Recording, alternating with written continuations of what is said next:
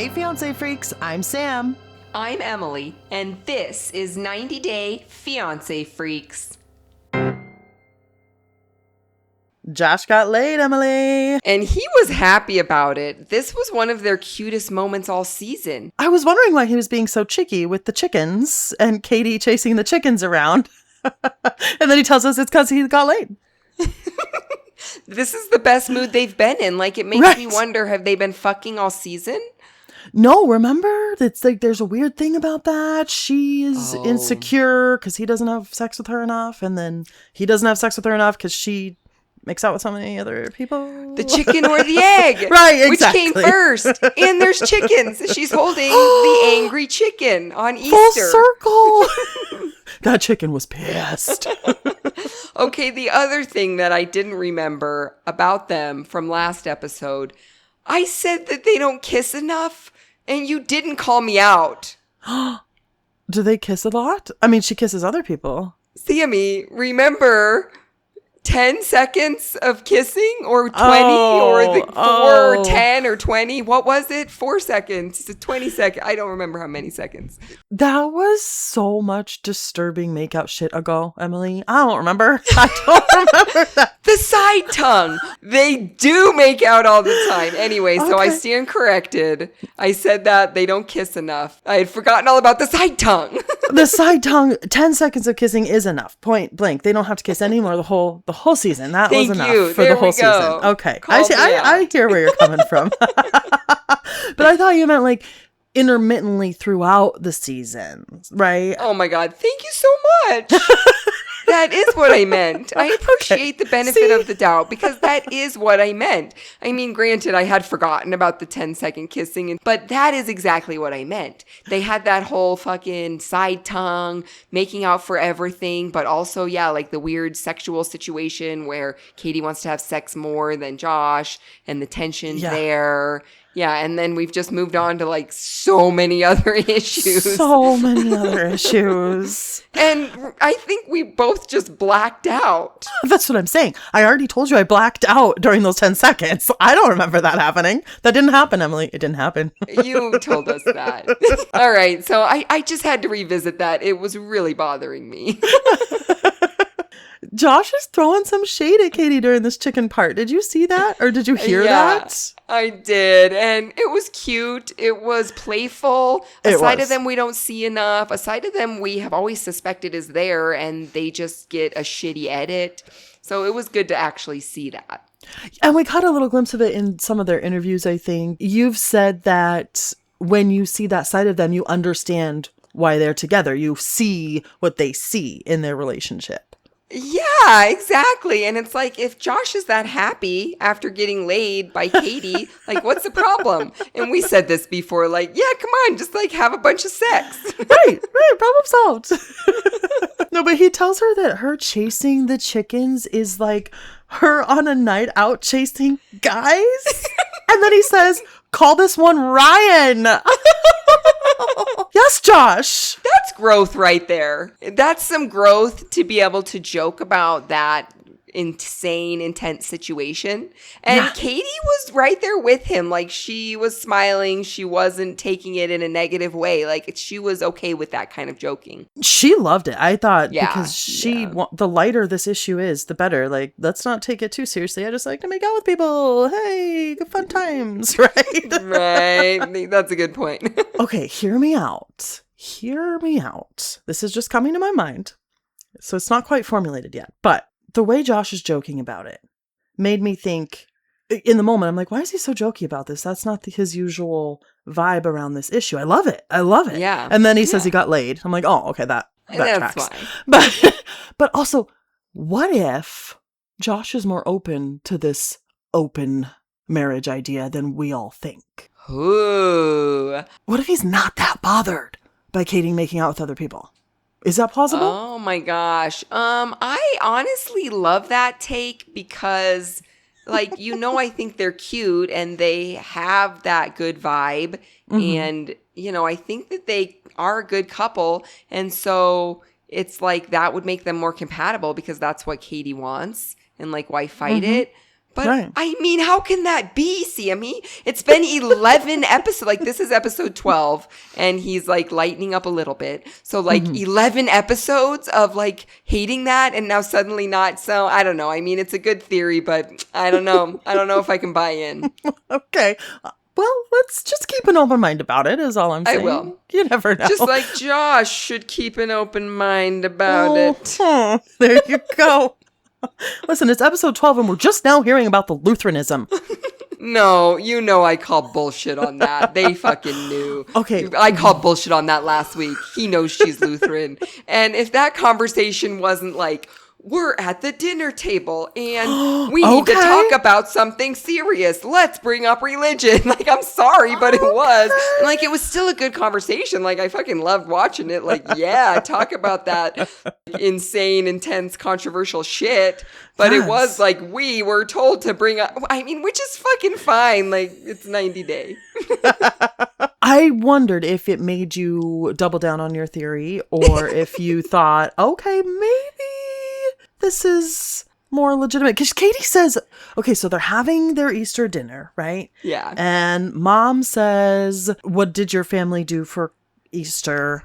Josh says, we had candy as kids. That's about it. It was more about chocolate than anything else. I was like, yeah, I love that. Best part of Easter, clearly. Yeah, for sure. And Katie does say at one point that she has called her mom and asked her mom these questions. So it did make me wonder, okay, maybe she has brought this up all along, or at least with her mom and maybe not Josh? I don't know. Okay, let me give one example to support that theory, because you know me, like, I'm fucking back and forth. Like, I can't decide. I don't know. Like, I'll say one thing and then, like, debunk me, like, change my mind, you know? Yes. So, like, here is one thing to support that theory of yours. Yes. The incident with all of Josh's belongings getting caught up in customs, and they're not even in Portland, and Katie's lack of communication about it. Apparently, she received some emails, multiple emails, texts. She told him to ask her about it while she was on a run, and then turns around and blames it on him because he never asked her, but she never told him the pertinent information. So to me, that story supports your theory that, yeah, like, maybe she really did talk to her mom about a lot of this stuff and then never actually talk to Josh about it, because there is a key piece of their communication missing. Yes. And I think when it's something uncomfortable, especially, she doesn't want to There you go. broach the subject. Something uncomfortable, something hard. Because they're in a cake shop. Delicious looking cake shop, by the way. Give me some of that cake. Yum. Having a cake tasting for this wedding, she says it, you're going to be mad about this, or you're not going to like this.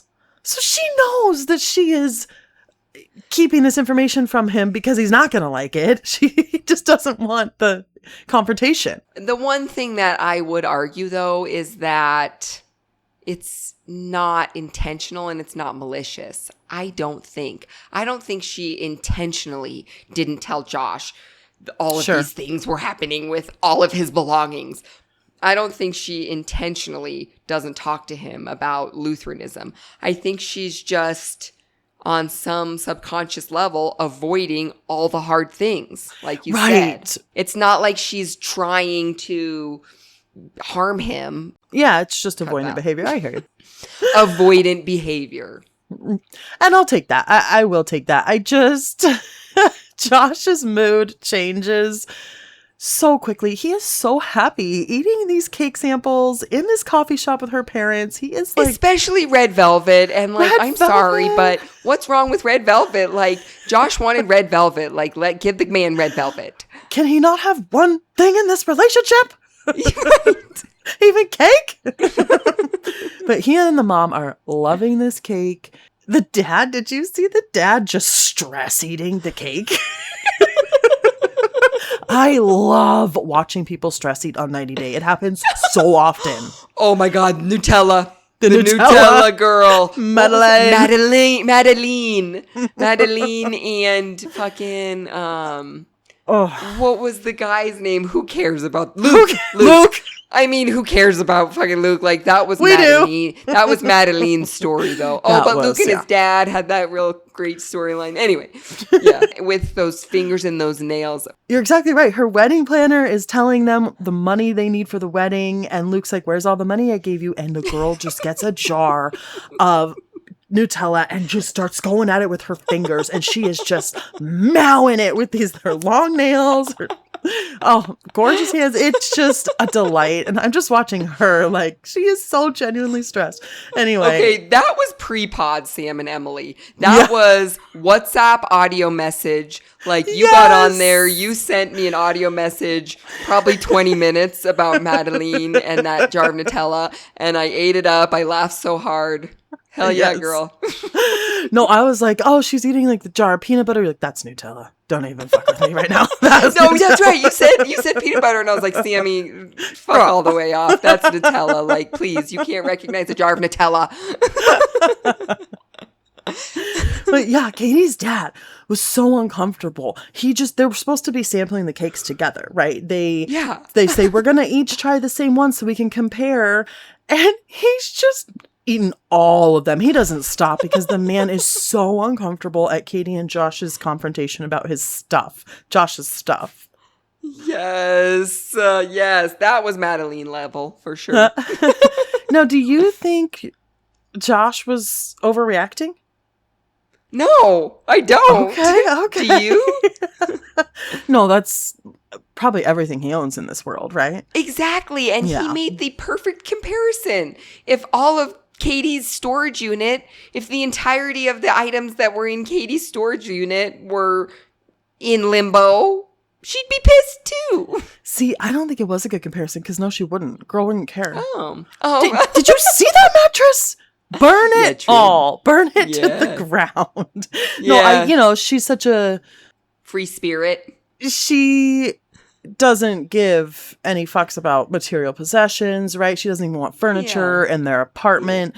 I really don't think she'd be that concerned if something happened to her storage unit. I bet you $1 million she's going to get a lock put on that storage unit because she forgets about the storage unit and she won't even know there's a lock on it until Josh reminds her, hey, you have that storage unit. That's more Katie's MO.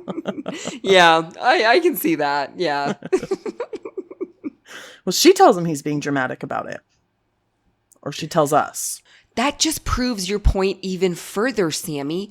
She did not tell Josh that she thought he was overreacting. She waited until he had walked outside to the cake shop and then said it out loud to the cameras and her parents. Oh, okay. Not confronting him about the hard stuff. Mm-hmm. You're right. You're absolutely right. And thank you for proving my point. I love it when you do that. Love to do it. But we cannot glaze past the Easter egg hunt, though. Oh my God. Her parents in their matching sweaters looking on from the porch.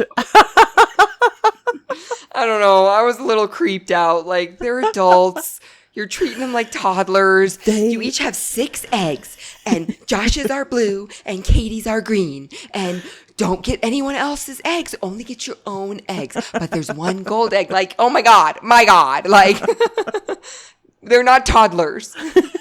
I'm taking notes because I actually have toddlers and we don't color coordinate and it ends in a lot of fights and I didn't even think about it. Yeah, but fuck that noise. Who's got time for that shit? Thank you. Let's do it old school. Get out there, run around, duke it out. Yeah, hustle your grab ass if you want some eggs. Grab the eggs out of someone else's basket. Like, just, just eat that candy, whatever. Well, Katie and Josh they are on their hands and knees. They are literally crawling on the ground to find these eggs. And Josh found the gold one. And then, see, the parents proving our point. Josh be loaded. Okay. The mom says, you're rich now. He's got $2. $2. We knew it all along. Oh my gosh. Yes. Okay, but speaking of toddlers, how about Katie grilling her mother at that dinner? So again, we're back at Easter dinner. Katie says, Mom, I asked you this. If Josh doesn't believe in God and he goes to hell, but I go to heaven, what am I supposed to do in heaven without him? Am I supposed to be in heaven? And she is just rambling on these questions. And her mother looks at her like I look at my toddlers every day. And she's just like, I don't know, Katie. I don't know. No, I think you said this last week, but this is just another fascinating glimpse into Katie's brain. Yeah.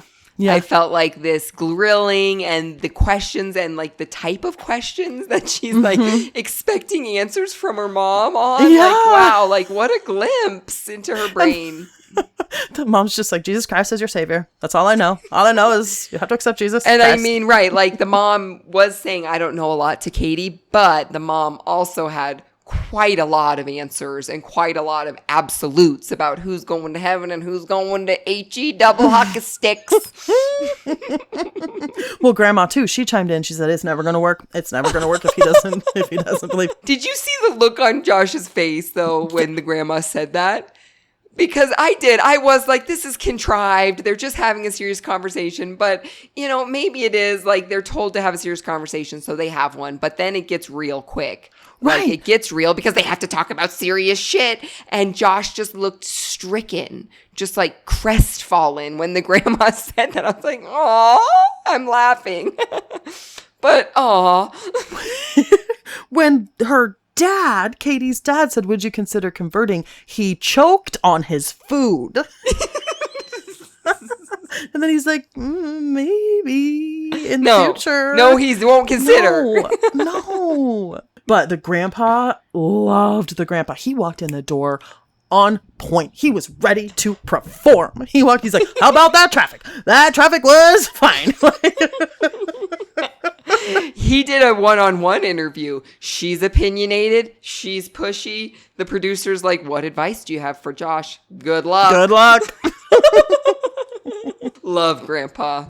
The other piece of this conversation that really jumped out to me is the fact that I extrapolated this. Katie is okay with Josh going to hell, but she's not okay with their kids going to hell. Sure. I mean, first choice, all y'all go to heaven, right? But if you refuse, I'm taking my kids. We're going to heaven. Well, because she says the kids must be baptized, right. So they go to heaven. But she says, Josh, you don't have to. Oh, poor Josh. I don't know. He's not going to convert. He says he's comfortably agnostic. He's like, that's kind of the whole point of being agnostic, is you don't know. Exactly. Katie asks her mom again, it's not that black and white, right, Mom? I don't think it is. And her mom says, I think it is. I actually think it is, right? And honestly, I was getting the vibe that Katie is just trying to appease her mom. That she herself doesn't think it's black and white. I mean, based on like her behavior and she wants an open marriage, like, you know. I can see that. And maybe that's what the kid thing is too. Yeah, exactly. Or honestly, like maybe she really is just truly is just conflicted about it. So religious. Sammy, what's the definition of a psychopath? Okay. I mean, listen. I literally just Googled it. A person with a personality construct marked by a lack of empathy. What the fuck is wrong with Mito? Like, my first thought was, you're a fucking sociopath. Psychopath. Whatever. One of the paths. What is happening?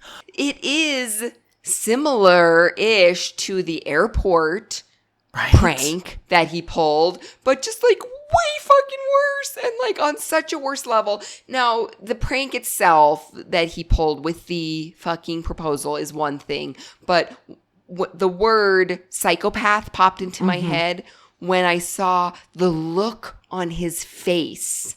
Yes. Right? Yes. Before he proposed, like all throughout this segment, but specifically before he proposed. So, you know, this whole scene plays out. Debbie is a puddle on the sidewalk outside. She has completely fallen apart. Mito comes out and we, the viewer, see him, the ring, the box come out, and that smirk on his face before she knows what's going on. It was just an insane juxtapositions of emotions, because Debbie wasn't just like a little frustrated or a little mad. Like, she was a puddle. And then when Mito goes over to try to bring her over to him so he can propose, and he's like hugging her and she's still like traumatized, that smirk Yeah. Yeah. I saw it in the chapel. In the chapel, she's still outside. We see him in that like reddish room. I saw a little smirk, a little tug at his corner of his mouth. And I was like, wait, is he happy that she's so upset? Like, that's kind of fucked up. Like, is he happy that he's breaking her heart right now? And then as soon as he walked outside, I was like, oh, he's playing a trick on her. Oh, he's not leaving. He's not leaving? Oh my God. Okay, I have a question. Was this plan B What do you mean?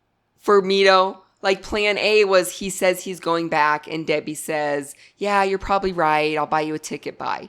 Oh. Oh. And he's like, well, plan A didn't work out. I'm not going to get to go home. And I guess I better propose. What? No. He has been Okay. planning this prank since he stepped off the airplane and that prank was done. Then he's definitely a psychopath. He is. And, the first prank was questionable. And, we're like, okay, I guess, all right, okay. This prank is cruel. Like, actually Yeah. cruel. Yeah, it's fucking cruel. And Debbie doesn't recover. Like, I know. again, Debbie, what? What is going on? We need more backstory. Like, who hurt you? Why don't you believe in yourself and just like love yourself enough? Why is this okay with you? Why is this okay with you? Exactly. Because she's still fucking devastated.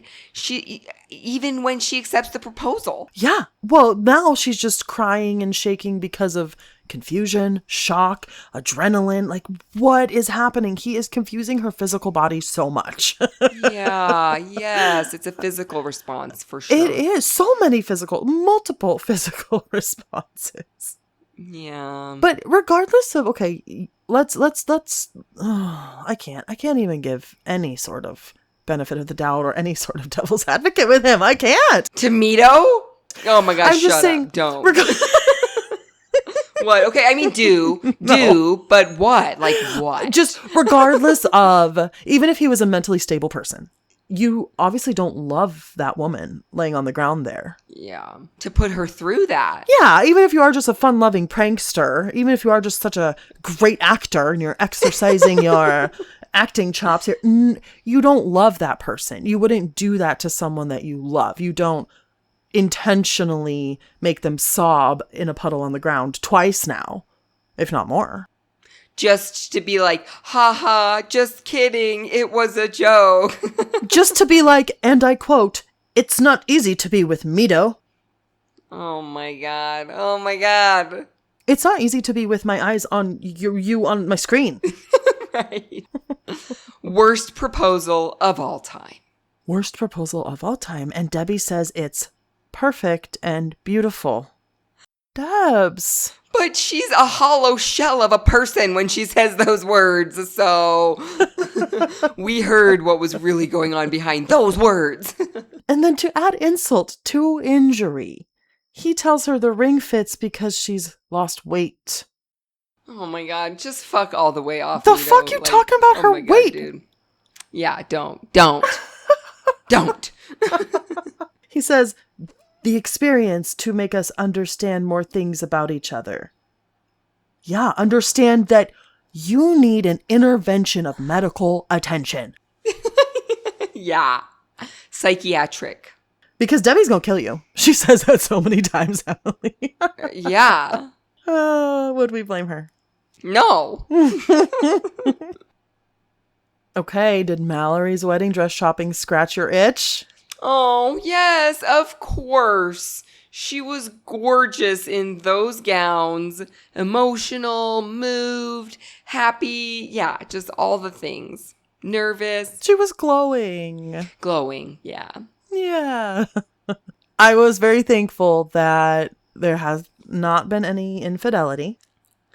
Yeah, and see, I called it. That one I called because I was like, that's an edit. That's a TLC edit. Like, no way. It's just the same issue about she doesn't want to have kids.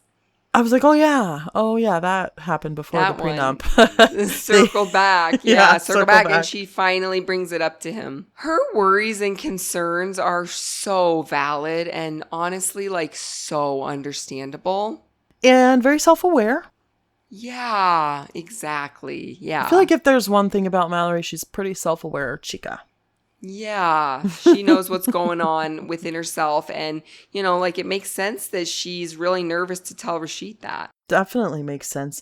She is talking about her childhood. Her, mother was pretty absent, it sounds like, and she never had an example of good parents and doesn't know. But that in and of itself, recognizing that, I think speaks to what kind of parent you will be, right? That is exactly what I was thinking, and I definitely did not want to go into any type of rant about why Mallory and Rashid should have kids. I mean, they should.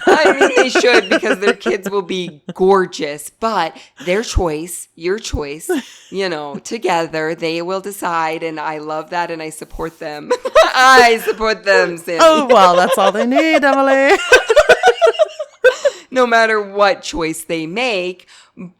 But that is exactly what I thought. Like her self-awareness of her own past and what was modeled for her in motherhood, that will only be a strength, and it will only make her a fucking amazing mom. Because the other thing is like the resources available right now, like Big Little Feelings and Dr. Becky, like there's so many good parenting resources now that you can just learn that shit while scrolling your phone.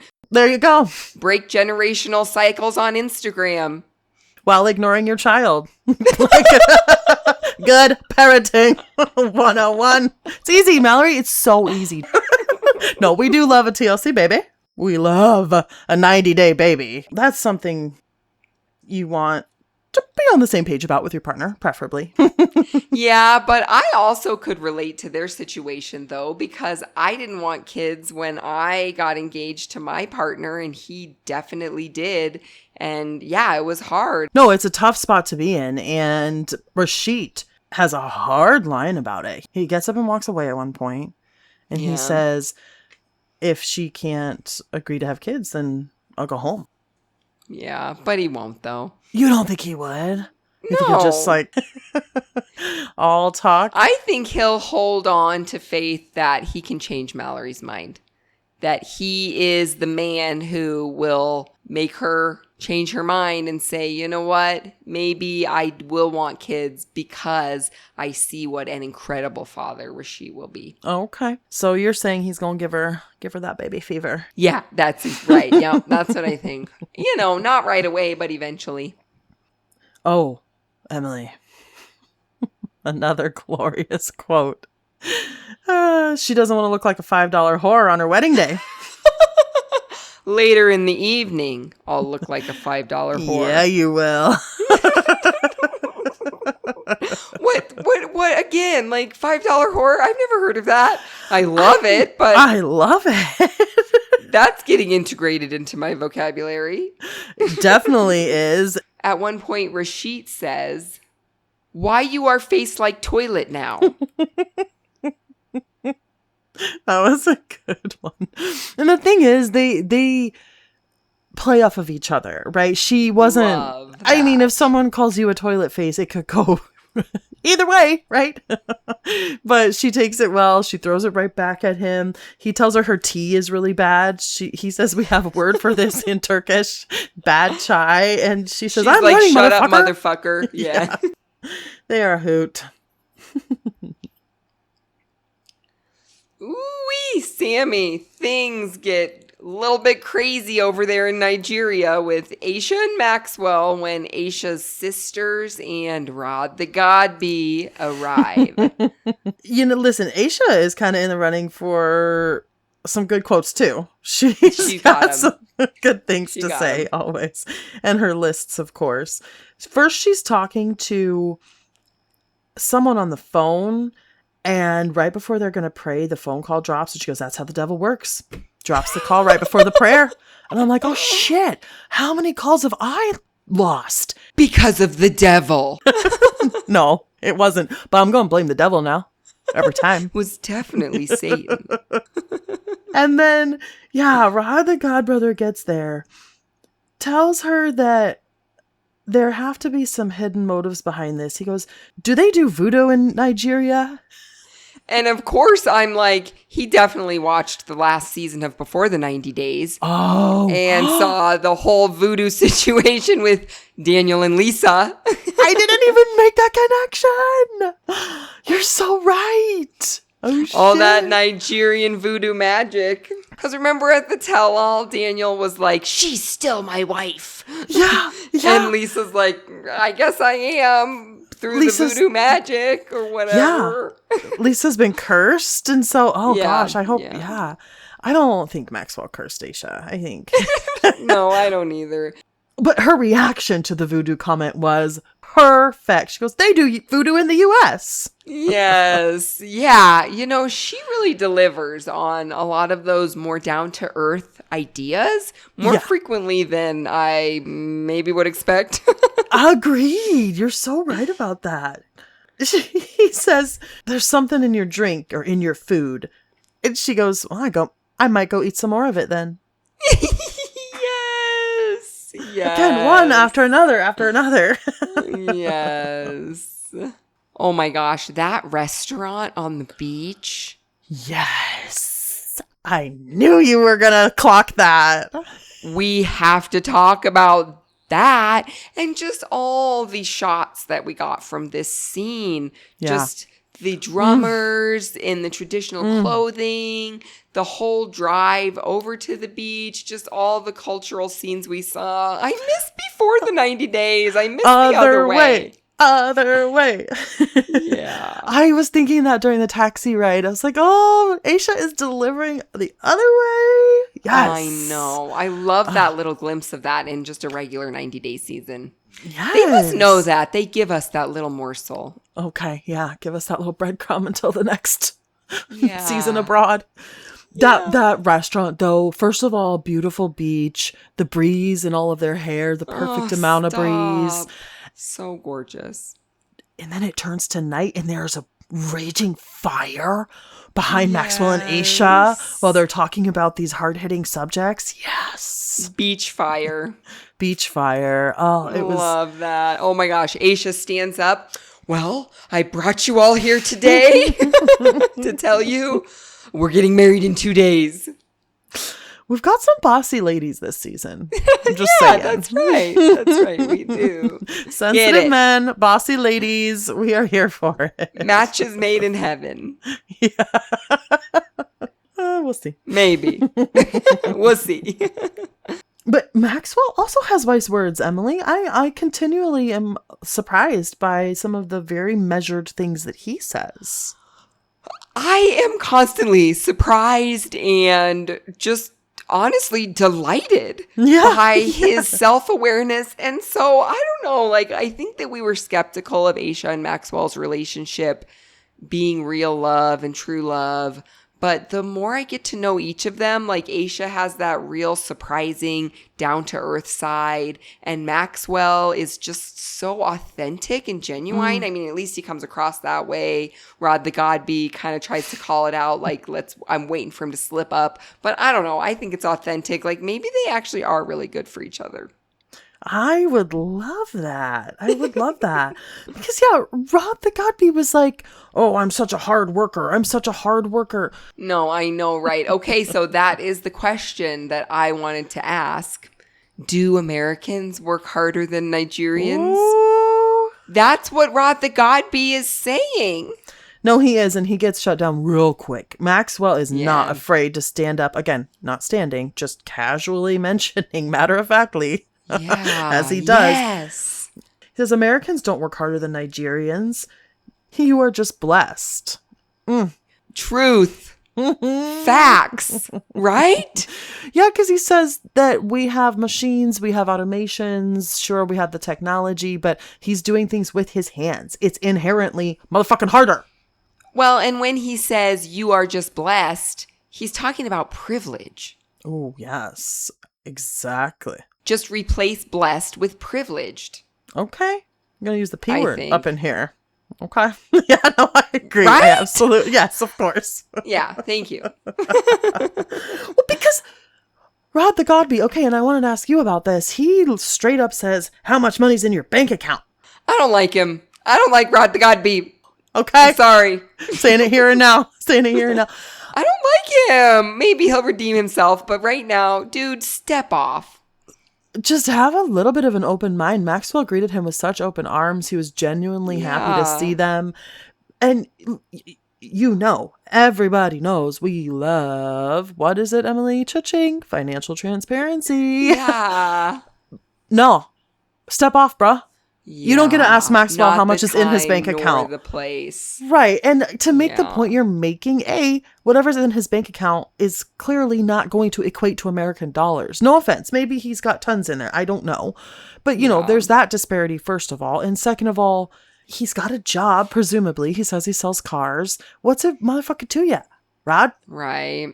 And it's like, how much money do you got in your bank account, Yeah, Rod the Godby? Rod. Like, why don't you fucking tell us? Okay, this also reminds me of Blaze's reaction when Rod the Godby brought up Nigerian scams. Yeah. Which his main argument, Sammy, for Nigerian scams was, we get so many robocalls. I can't believe that, like, that was his evidence. No, he just wants to have a problem. Yeah. And so Blaze's reaction to that, she just shut that down so quick. Like, she's heard that story before. She's like, she's well aware of the Nigerians are scammers story, and she's just bored of it. She's just like, fuck you. That's not the story of my family. Like, fine. I know that's a stereotype, but just step off. Like, that's not the story here. Right. She's like, not in my family. Not in my family. Yeah. And why don't you go ahead and fulfill every single American stereotype ever in their first 5 minutes of meeting you, Rod? Because that's exactly what you're doing. Exactly. I said it, I think, in the beginning. I wondered, and I got shut down, I'm pretty sure, if I recall, does Rod have feelings for Aisha? Is there some sort of weird... You did bring it up. I don't know. It's creepy. She says he's like her brother, and he's so invested in her sexual purity. Right? I can't even say those words. Like, it just grosses me out. Just like purity culture. I don't know. Well, Aisha is controlling so much about Maxwell and his body, and yet everyone is like, here, girl, here's what you gonna do with your body. Rod's like, you not gonna do this with your body. And the dad's like, but you gonna have 4 kids with that body. 4 and kids, Aisha's 2 like, girls, 2 boys. 2 pregnancies. However they work out is how God wants and it. Whatever comes out's what you get and do. Like, and so I love that. Again, it's like she has pressures coming at her from all sides, and you would almost expect her to just fold and conform to those, but she doesn't. She stands up for herself and says it like it is and does it the way she wants to do it. And I think Maxwell is like that too, but in a quieter, calmer way. Okay. So it's like they both have that core trait, and their energies are a little bit different, but complementary. Oh, love it. Yes.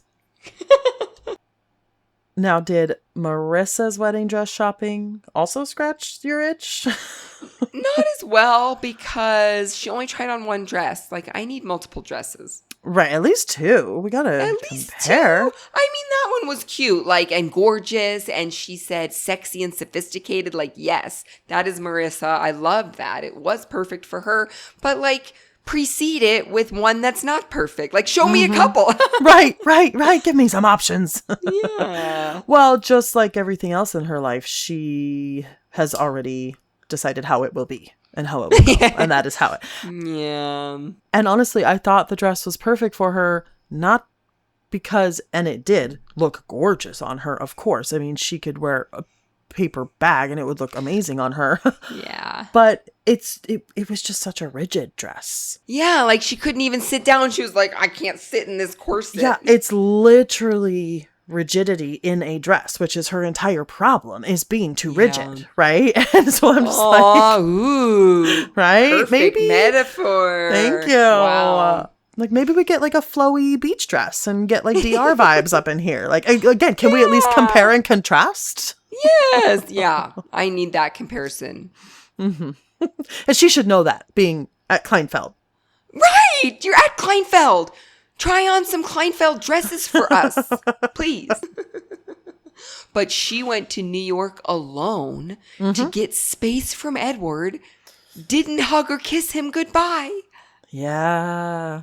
Would you do that? Would you ever do that? I would never do that. It would stress me out, to Edward's credit. I wanted to ask how you felt about him following her to New York. I mean, I'm kind of like a codependent weirdo, so like I thought it was cute.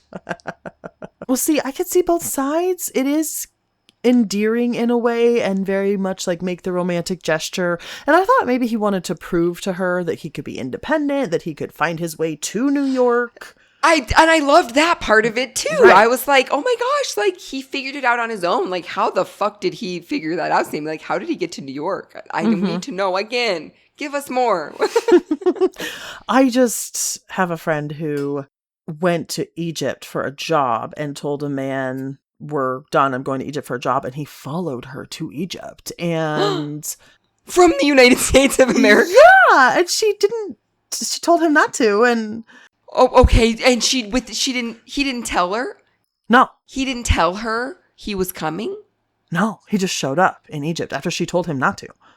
How did he know where she was staying? I need more deets. I mean, he knew where she was working, and it was for like the UN, and I think it was quite... So he just like strolled into the UN? And it was like at the front desk or whatever. I mean, I don't know. I've never been there, but just like... I think it was like a little shabby office building. It wasn't like UN headquarters or anything. No, nothing that fancy, but so he could just like walk in and find her, and she was like, oh, hi, what the fuck are you doing here? It was like her Strictly Dickly showed up, like followed her to Egypt. Yeah, exactly. Wow, that's wild. I mean, did she at least fuck him? He went that far. I mean, they're married now. Oh my God, you're acting like nothing came of it. They're married now? Okay, that was important information you needed to tell me sooner. I really enjoyed bearing that lead. That was perfect. That was good. Yeah, that was good. That was good. But I enjoyed that. Thank you. In that exact moment. In the moment, it's like, why the fuck are you showing up here? I literally told you not to. And this is, but so I felt like Marissa to bring it back. It worked. And I literally forgot what we were talking about. I was like, wait, how does this relate? Yeah. So Edward, spot on. What do I think of him showing up?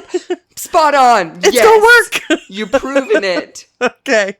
See, now I'm proving your points. I mean, yeah, synergy tonight. Yes. But she tells him, gosh, you made me nervous. This must be so important that you would come all the way here and pull me out of work and interrupt my day. Right. And he goes, well, you didn't hug me. Yeah. Oh my God. Yes. And to be fair, she did not give him an earful about how that is not a good reason to interrupt someone at work and pull them out of work just to tell them that you didn't get your hugs that morning.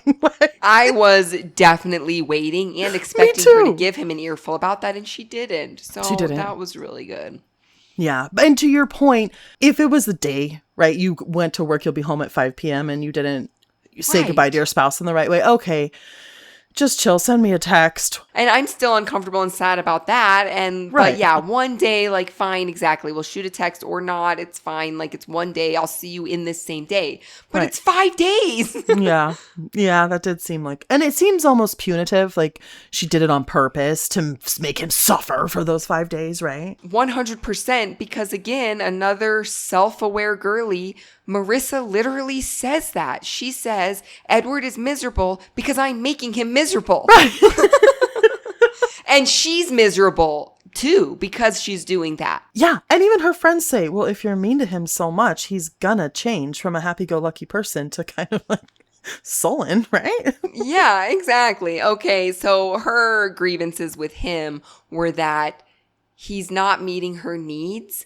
But then Edward turns around and says he gives her exactly what she needs and wants. And I mean, all I could think, Sammy, was sexually in the bedroom. Right? Ooh. That's what he means. He says he gives her exactly what she needs and wants. A bunch of orgasms. With his newly circumcised penis. And that's why Marissa is frustrated because she needs more. She needs intellectual stimulation. And Edward's like, why do you need that? Like, I'm fucking you all the time. That's what I think. That is interesting. That didn't dawn on me. And you know what? Her work wife said, are you marrying him For the sex. Yeah, she implied for the sex, because Marissa made a really kind of a mean joke about she said, like, are you marrying him for love? And she's like, oh, what, you think I'm marrying him for his money? Okay. Okay, ouch. We get and it. the friend was like, no, but you are marrying him for the For sex. sex, right? Yeah. So, okay, I didn't catch that. Maybe that is what he's talking about. I thought he meant more like, I'm fixing your fucking fence. I'm taking out the trash the wrong way. But he's not, though. Right. But he is doing everything she's asking him to, seemingly. Yeah. Now, how do you feel about getting married at a good 75, 80%? You got to be a full hundo?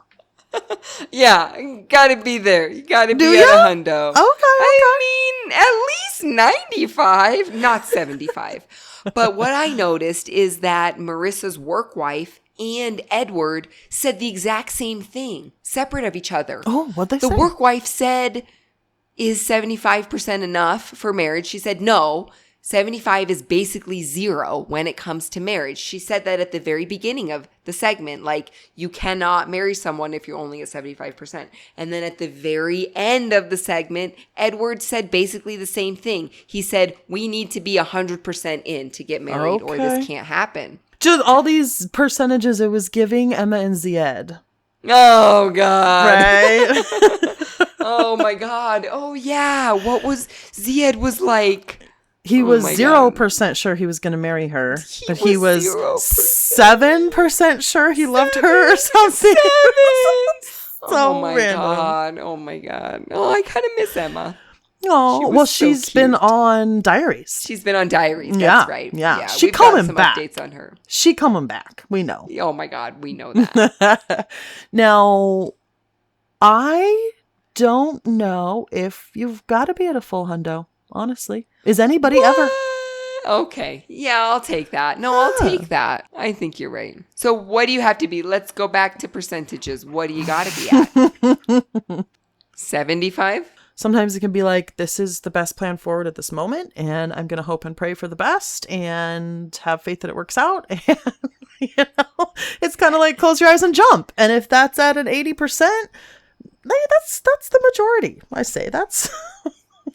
And I actually think that what you just described is a majority of 90-day couples. Yeah. Because like Marissa said, her friends cannot fully grasp the situation that she's in. Right. That is exactly Marissa's argument. I can't be at 100%. Is basically what she says in 90 days. So I just have to take the leap when I'm less than that and hope I get there or hope that the percentage that I am at is enough, Right, yes. So I think what you're saying really describes a lot of 90-day relationships. Precisely. That's 3 months. You ain't getting a hundo in 3 months. Yeah. No, you're not. As close as possible. But oh my God, that skyline though, in their intense conversation. Gorgeous. Talk about amazing backdrop for that conversation. Yeah, we got some really dynamic backdrops. I do love that. Which I've missed that. Yeah. The scenery. I just feel bad listening to Edward beg for his place. He literally tells her, I am begging for love and affection. Yeah. Uses the word begging. I'm like, you shouldn't have to beg for it, right? And then he says, I can't believe she has the balls to say that. You can't believe Marissa has the balls, sir, to say anything? What? Yeah. That surprised me. That does not track. All about family this week for Thomas and Paula. I was so glad to see them back this week. Yes. And Paula is planting seeds with Rennie.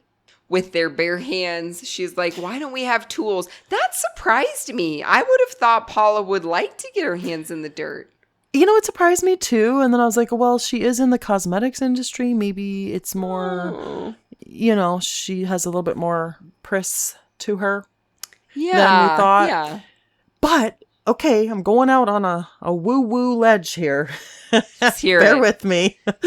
I thought planting seeds is perfect for her because what are seeds if not actual miniatures Aww.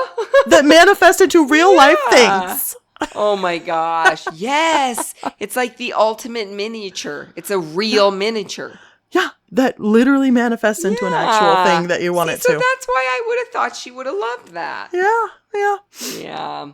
Well, she does not beat around the bush, though. Like, she's way open and just ready to discuss all these hard topics with Rini and the confrontations that they had last time and the way they left on bad terms. Rini says, it wasn't bad. It was just upsetting and hard. The whole conversation, I appreciated that she, like you said, was very forthcoming, was immediately like, I'm really sorry. I didn't want to offend you by putting pictures on social media with Thomas's bio mom.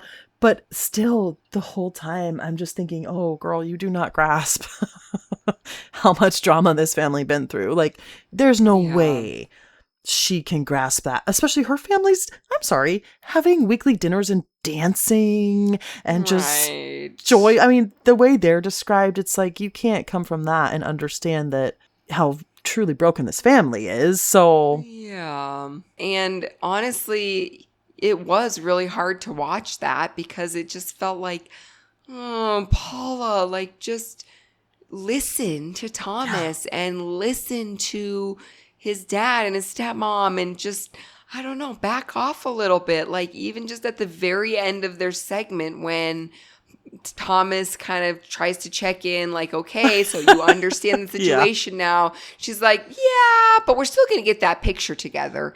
It's just like, girl, that's not cool. That's not respecting boundaries, which, again, I would not expect out of Paula. Right. So true. That's a very good point. And that was a kind of a funny conversation, though. Thomas made it a little bit lighthearted. He's like, so have you learned anything in this trip? And she's like, yeah, but he's like, so no, you haven't learned. So no, right. He is good at making it lighthearted for sure. But to your point, just trust them. Yeah.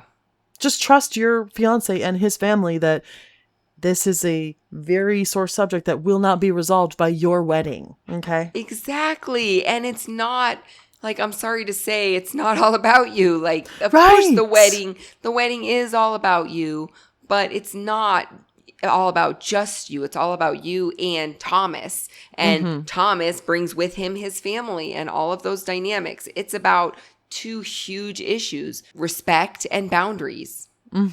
Very true. Oh my gosh, though, when Thomas was having that conversation with his dad. Yes. I think we got another good 90-day parent on our hands here. Yes, Thomas's dad. Yes, heartwarming for sure. His dad is visibly upset, though. He says, I just can't believe you invited your mom to the wedding. Yeah. And honestly, I'm kind of like, I can't believe it either. I know, me too. Okay. Because I appreciate that he's trying to mend those fences or whatever. But if you know that it will prevent your dad and the woman who raised you from coming to the wedding, maybe you invite them first. Exactly. And this is where I feel like Paula's meddling kind of messed all of this up. Like, she's the reason that Thomas invited the biological mom. I think that's what I'm gathering.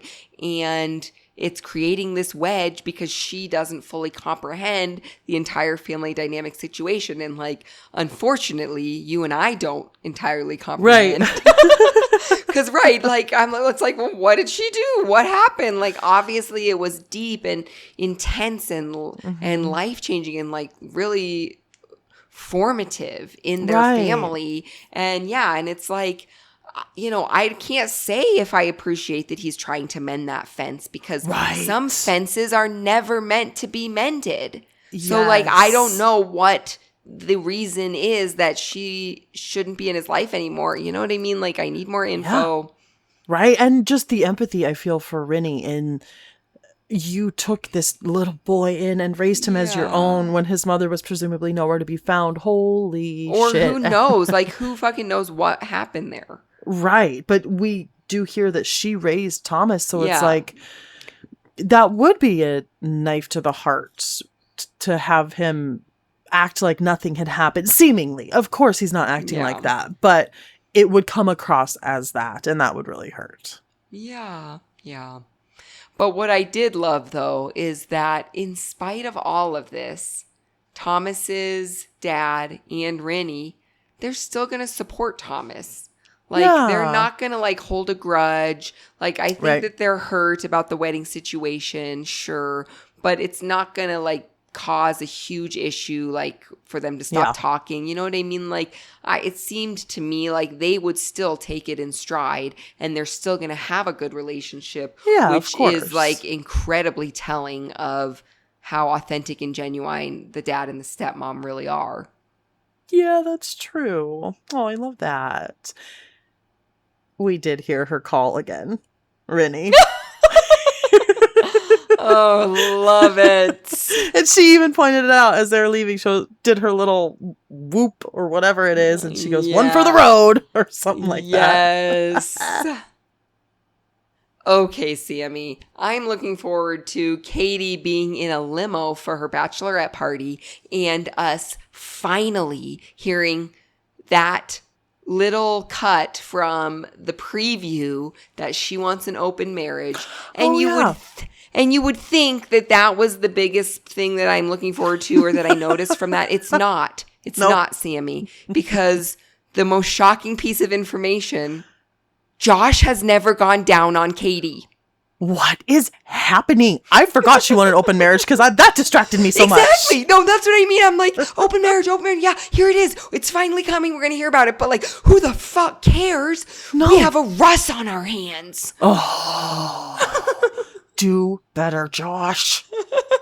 Not cool. Not cool. Okay, but we need to know. We need more information. All right. Always.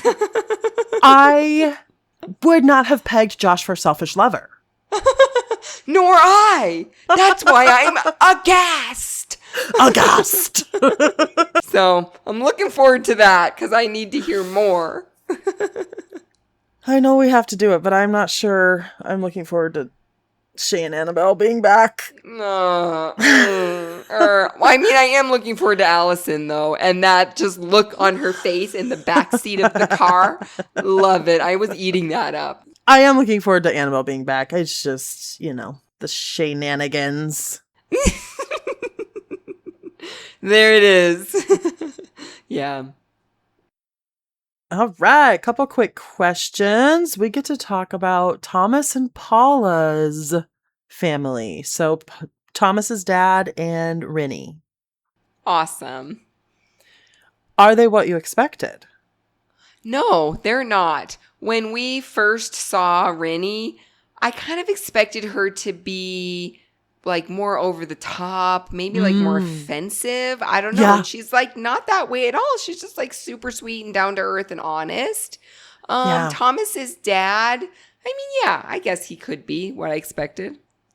Okay. Yeah. Is Paula surprised by them?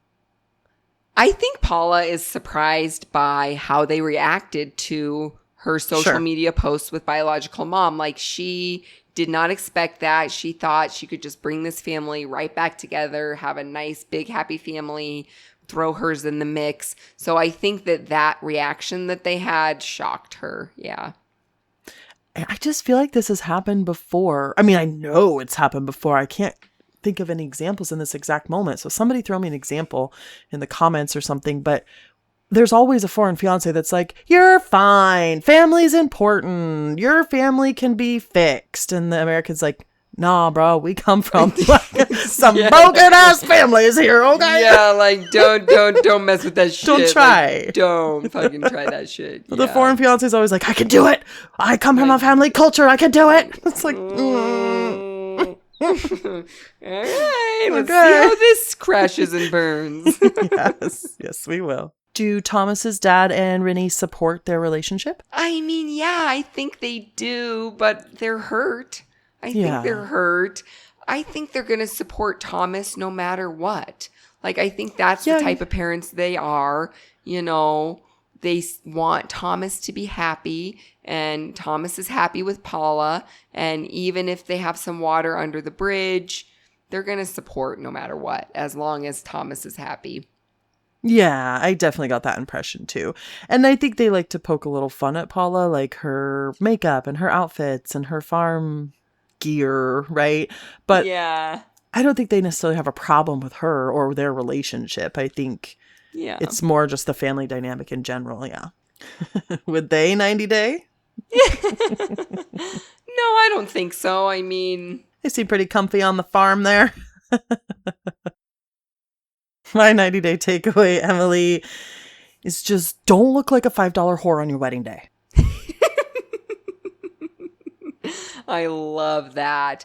But do look like a 90-day whore. No. Much later on that night. A 90-day whore? Ooh, is that what I said? Did I say that?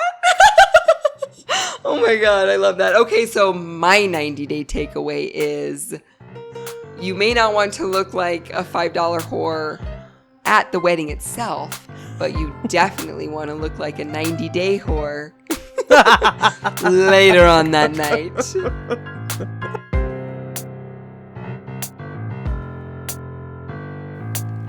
That's it, Fiance Freaks. If you liked this episode, be sure to match our freak by subscribing, leaving a review, and following 90 Day Fiance Freaks on social media for more.